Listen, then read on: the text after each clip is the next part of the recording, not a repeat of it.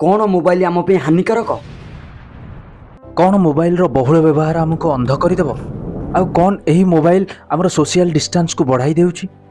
कहीं मोबाइल आज लोक मानकर एक अंग हो सारा जदि यही सब विषय जानवा चाहते तेरे आम पाखे समस्त प्रश्नर उत्तर आज आप पाइबे यही वीडियो माध्यम 2000 मसीह वायरलेस नेटवर्क माध्यम 2G 3G 4G रो एंटर पर मोबाइल रो पॉपुलैरिटी बढ़ी जाइथिला एवं आजिर 5G लॉन्च पर छोटरू बड़ पर्यंत समस्ते मोबाइल रो व्यवहार करुछंती किंतु जना न पड़ुथिले मध्य एथिरु आरंभ होइतिला किछि बड़ प्रोब्लेम। जदि संपूर्ण पृथ्वी रे सर्वे करा जाय तेबे 3.3 बिलियन माने कम से कम 330 कोटी लोक एंड्रॉयड मोबाइल रो व्यवहार करुछंती। मोबाइल को गोटे स्थान रो आउ गोटे स्थान को क्यारी करिबा सहज होइतिबारु एहार बहुल व्यवहार हेउची। सकाळर ब्रेकफास्ट रु रातिर डिनर पर्यंत जदि साथी रे केही थाए तेबे ताहा हेउची मोबाइल।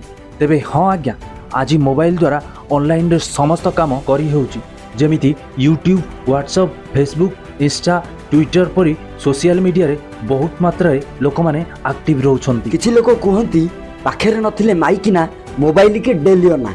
एहा अनेक सुविधा देइथिले मध्य बहुत खराब प्रभाव पकाई थाए आम शरीर उपरे।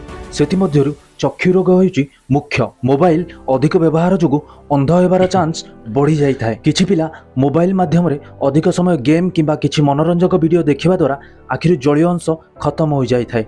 अधिक समय पर्यंत मोबाइल स्क्रीन रु आसुथिबा नील रश्मि जोगु आखि को चारिपाखर दृश्य जाल परी बा धुआं परी दिशी थाए। लगातार मोबाइल स्क्रीन को देखिबा द्वारा आखि दरज होई थाए बा आखिरु लुह बाहरी थाए। डॉक्टर अनुसार जदि मोबाइल बहुत जरूरी अटे तेबे मोबाइल रो ब्राइटनेस को कम किंबा अधा रखिबा उचित। अतीत रे चक्षु रोग वयस्क मानक हेउथिले मध्य बहुत कम परिमाण रे हेउथिला किंतु आजिर युवपीढ़ी की जदि लक्ष्य करिवे केही ना केही आपनकु देखाजिबे चश्मा लगाइबार तेबे एहा मोबाइल किंबा कंप्यूटर रो अधिक व्यवहार द्वारा होई थाए। डॉक्टर को कहिबा अनुसार जेते संभव निजकु मोबाइल ठारू दूरेई रखिबा उचित।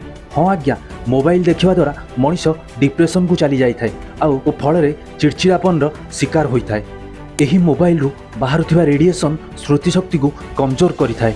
यह द्वारा मनीष पागल होबार संभावना बहुत बढ़ी जाई थाए। एथिरु बंचिबाको हेले यथा संभव मोबाइल ठारू दूरेई रुहंतु। सांग मानक सह टाइम स्पेंड करंतु, नुआ नुआ जगह बुलंतु किंबा सामाजिक कार्य रे लिप्त रुहंतु।